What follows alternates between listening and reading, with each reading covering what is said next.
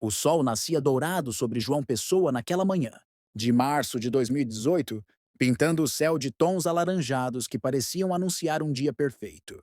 Maria Helena Santos, de 54 anos, despertou às 5h30 com ansiedade, gostosa de quem estava prestes a realizar um sonho. Ao seu lado, seu marido Roberto Carlos Santos, de 58 anos. Já se espreguiçava com aquele sorriso e características de já ter ganhado o coração dela há 32 anos. Amor, hoje é o dia. Sussurrando Maria Helena no ouvido do seu marido.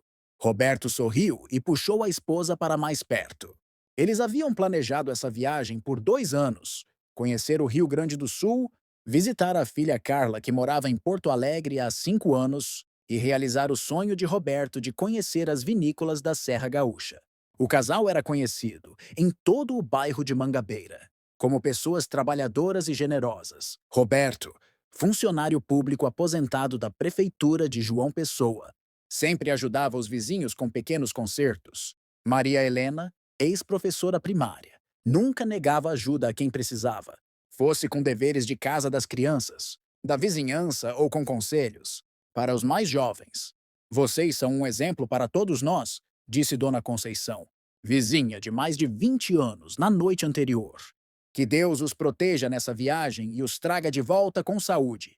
Palavras que ecoariam como uma premonição sombria nos dias que se seguiriam. Às 6 horas da manhã, a casa número 247, da Rua das Acácias, fervilhava de atividade. Maria Helena checava pela terceira vez as malas, enquanto Roberto verificava os documentos do carro. Um Volkswagen Voyage 2015, que ele mantinha impecável como se fosse novo. Mãe, vocês levaram o carregador do celular? Perguntou Carla através de uma videochamada, já ansiosa para receber os pais em Porto Alegre. E não se esqueçam de parar para descansar. São mais de 2.400 quilômetros. Maria Helena mostrava na tela do celular as roupas que havia separado. Filha, trouxe até aquele vestido azul que você sempre elogia.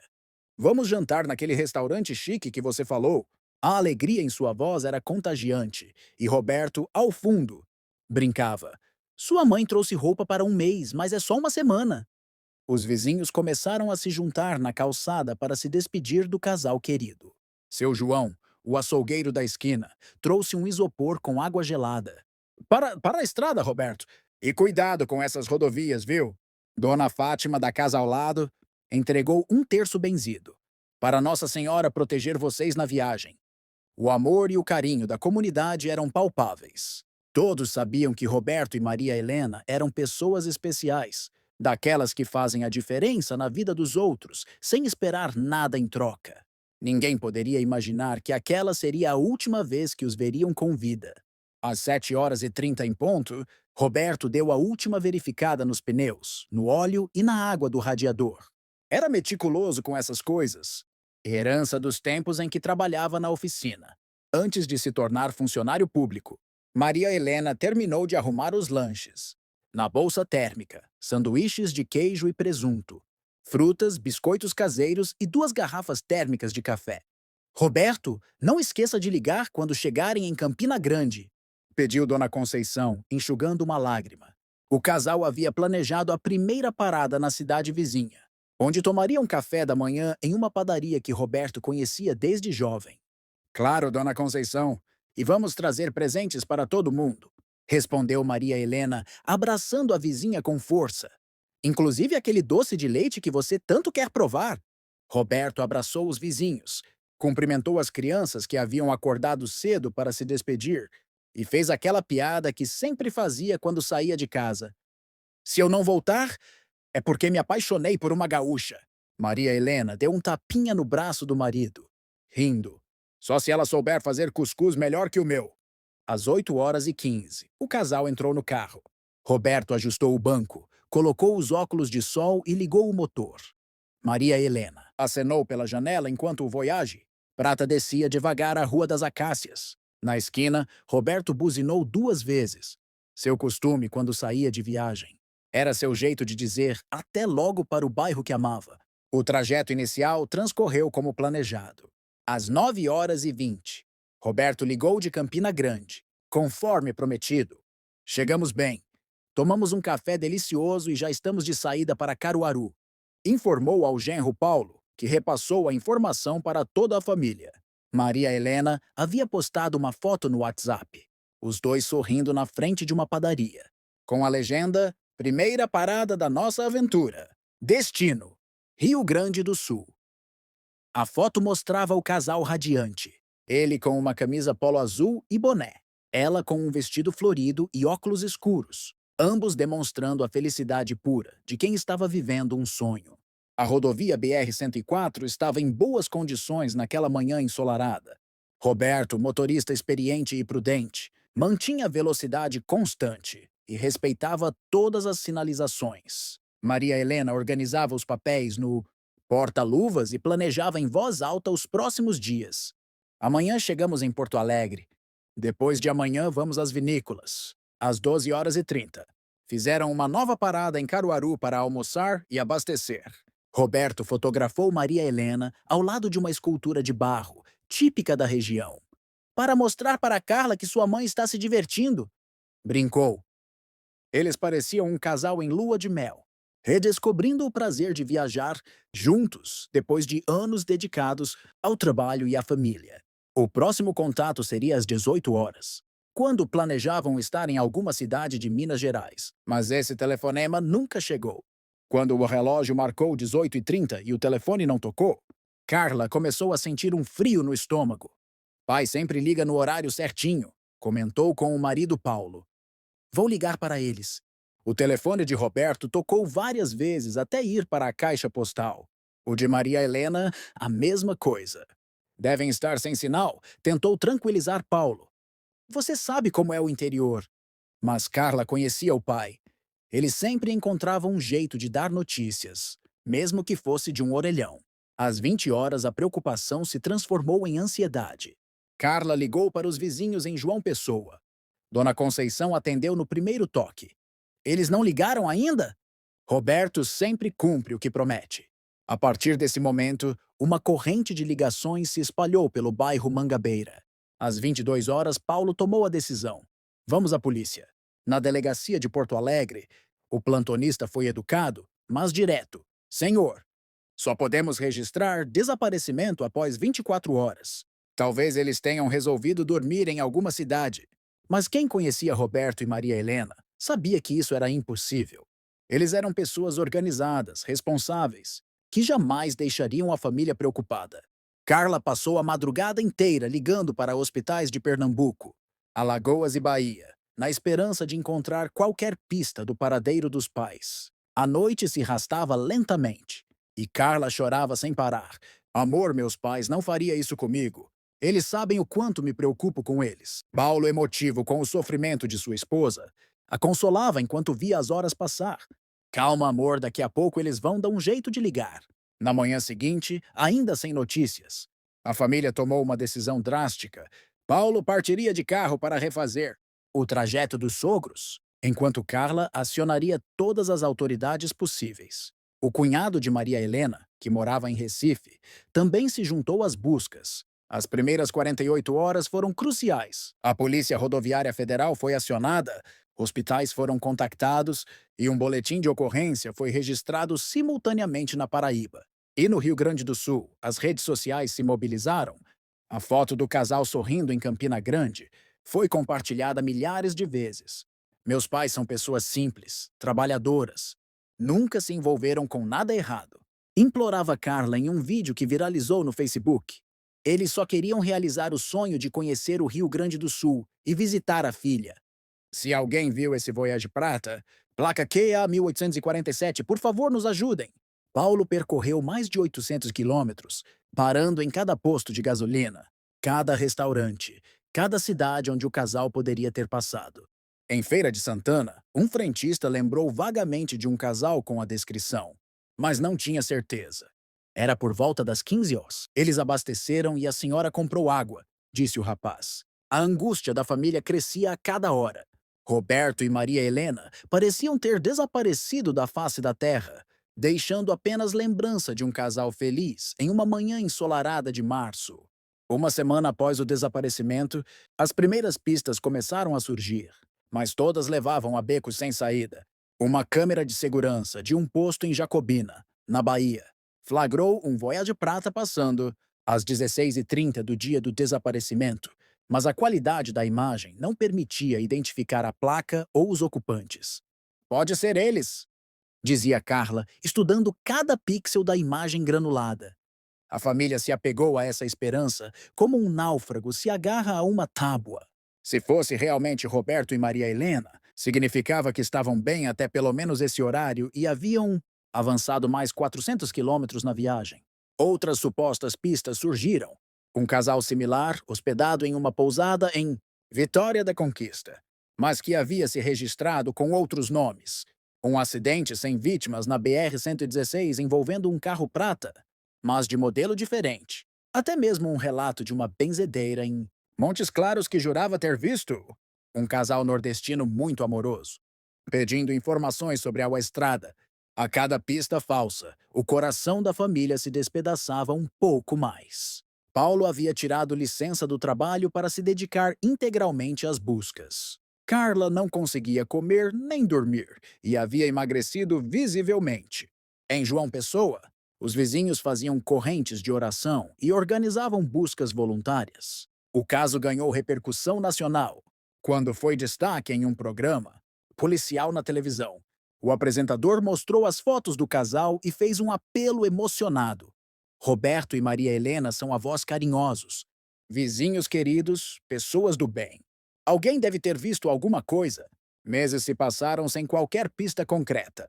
A casa na Rua das Acácias permanecia exatamente como Roberto e Maria Helena haviam deixado, as camas arrumadas, os pratos lavados na pia, o calendário ainda marcando o mês de março. Dona Conceição regava as plantas do quintal e recolhia a correspondência, mantendo viva a esperança do retorno. Carla desenvolvia rituais obsessivos. Checava o celular a cada 5 minutos, ligava para a polícia diariamente, percorria sites de desaparecidos na internet. Paulo temia pela saúde mental da esposa, mas ele próprio estava consumido pela angústia. Como um casal podia simplesmente desaparecer sem deixar rastros? Eles estão vivos. Eu sinto no meu coração, repetia Carla como um mantra. Meu pai é esperto, minha mãe é forte. Eles vão voltar. Mas à medida que as estações se sucediam, essa certeza começava a vacilar. E se tivessem sofrido um acidente em algum lugar ermo? E se alguém tivesse feito mal a eles? As teorias se multiplicavam. Sequestro, acidente em estrada secundária, problema de saúde súbito. Até mesmo a possibilidade de terem assumido novas identidades, por alguma razão desconhecida. Cada hipótese era mais dolorosa que a anterior. Em João Pessoa, a vida seguia, mas o bairro Mangabeira nunca mais foi o mesmo. A ausência do sorriso de Maria, Helena e das piadas de Roberto deixou um vazio que todos sentiam. É como se uma luz tivesse se apagado, descrevia Dona Conceição, enxugando as lágrimas, 2 anos e meio depois do desaparecimento, em setembro de 2020. Um fazendeiro chamado Antônio Ferreira fazia a limpeza de uma área de mata fechada em sua propriedade, a 15 quilômetros da BR-116, na altura do município de Jequié, na Bahia. O local era conhecido pela vegetação densa e pelo terreno irregular, razão pela qual raramente era visitado. Quando sua foice atingiu algo metálico, Antônio inicialmente pensou ter encontrado algum ferro velho abandonado, mas ao afastar a vegetação, seu sangue gelou. Ali estava um Volkswagen Voyage Prata, completamente tomado pelo mato, com a lataria corroída pelo tempo e pelas intempéries. Meu Deus do céu! Murmurou o fazendeiro, aproximando-se com cuidado. Através do para-brisa trincado, conseguiu vislumbrar formas no interior do veículo que o fizeram recuar imediatamente. Suas mãos tremiam quando discou 190.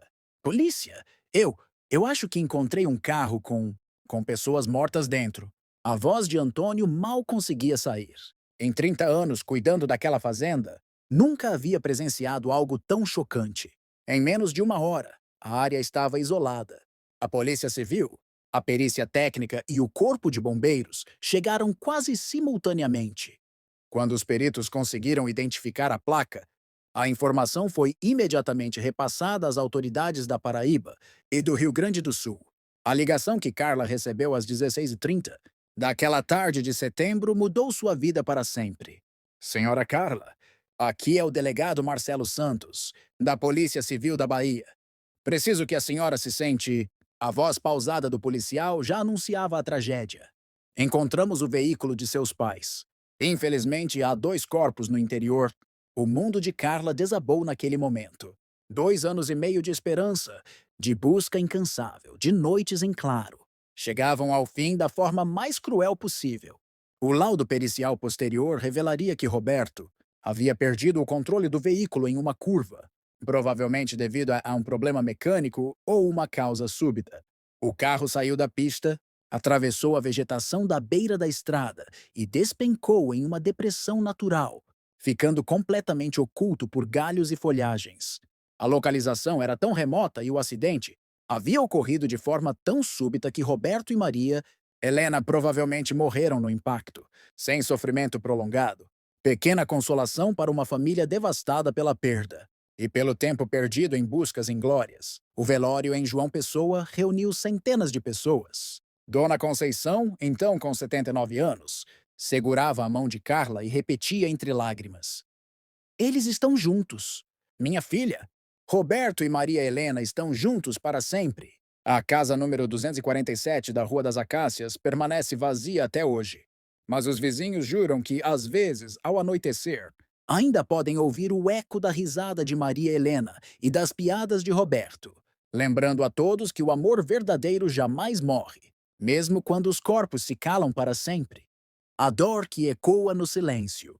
Quando Carla desligou o telefone naquela tarde de setembro, algo morreu dentro dela junto com seus pais. Não foi apenas a esperança que se esvaiu, foi a própria capacidade de respirar sem dor, de acordar sem a pontada aguda da realidade batendo em seu peito. Durante 2 anos e meio, ela havia se sustentado com uma única certeza, de que Roberto e Maria Helena voltariam para casa. A dor da descoberta foi diferente de tudo que ela havia imaginado. Não era o alívio de finalmente saber o que aconteceu.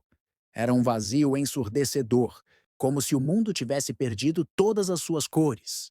Pelo menos agora sabemos. Tentava consolá-la Paulo, mas Carla não conseguia encontrar consolo algum em saber que seus pais haviam passado 2 anos, e meio sozinhos naquela mata, enquanto ela os procurava desesperadamente por todo o Brasil. As noites se tornaram intermináveis. Carla acordava às 3 da madrugada, suando frio, sonhando que recebia uma ligação dos pais dizendo que estavam bem, que tudo havia sido um mal-entendido.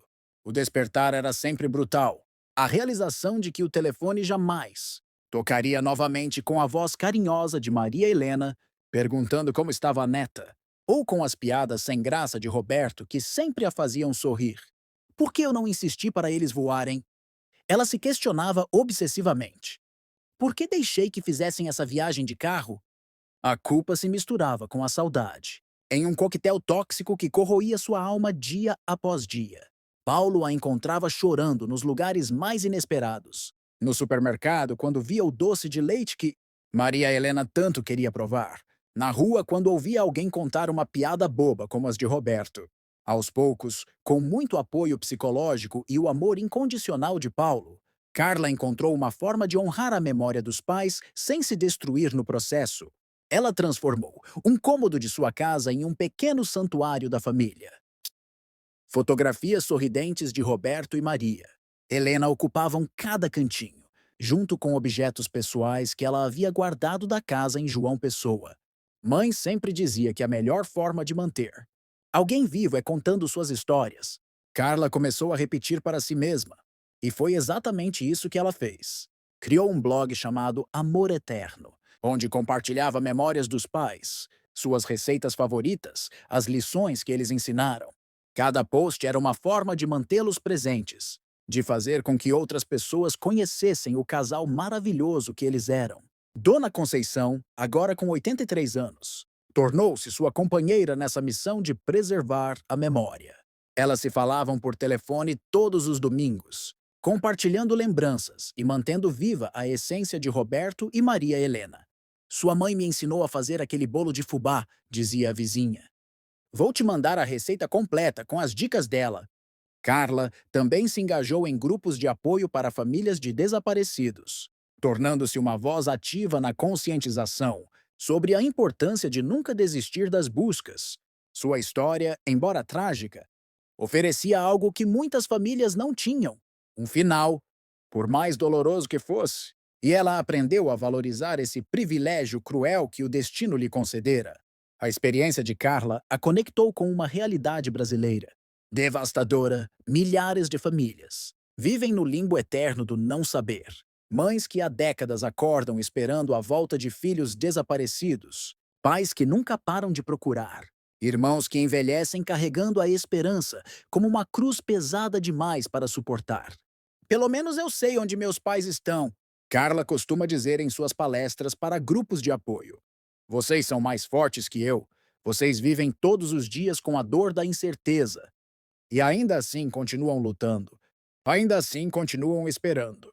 Suas palavras tocam corações em carne viva, porque ela entende a dor única de quem ama alguém que desapareceu.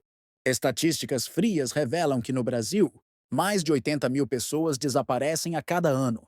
Por trás de cada número, existe uma família inteira, vivendo no purgatório emocional da espera, se questionando se deve chorar ou manter a esperança, se deve fazer o luto ou continuar procurando.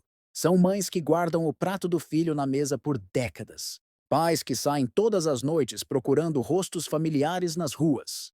Filhos que crescem sem entender por que o pai ou a mãe simplesmente sumiu. Se você é mais um no meio deste abismo, não desista e nunca se cale. Continue lutando, pode ser que na calada da noite, entre ecos silenciosos, eles estejam esperando para voltar para casa. Se você gostou deste caso, se inscreva no canal Vozes que Sumiram BR para não perder nenhum caso novo. Compartilhe. Sempre haver uma família precisando de ajuda, de força para seguir a procurar daqueles que amam. Fiquem com Deus até o próximo vídeo.